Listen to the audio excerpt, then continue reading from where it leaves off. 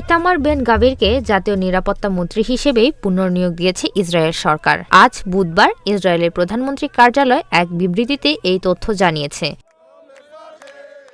বার্তা সংস্থা রয়টার্স বলছে, ইতামার বেন গাভিরকে জাতীয় নিরাপত্তা মন্ত্রী হিসেবে পুনর্নিয়োগের জন্য প্রধানমন্ত্রী নেতানিয়াহুর প্রস্তাব অনুমোদন করেছে ইসরায়েল সরকার।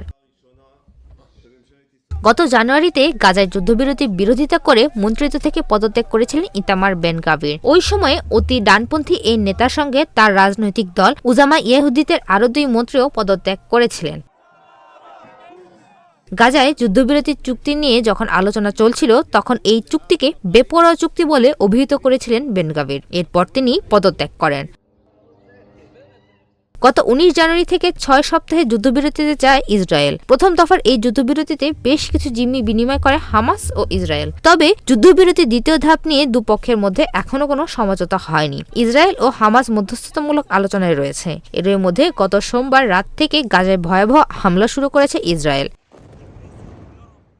এরপর আজ বুধবার মন্ত্রিসভায় ফিরিয়ে আনা হলো গাজা যুদ্ধের পক্ষে থাকা বেন গাভিরকে। 2023 সালে অক্টোবর থেকে ইসরায়েলি আগ্রাসনে গাজায় নিহতের সংখ্যা 48,500 ছাড়িয়েছে।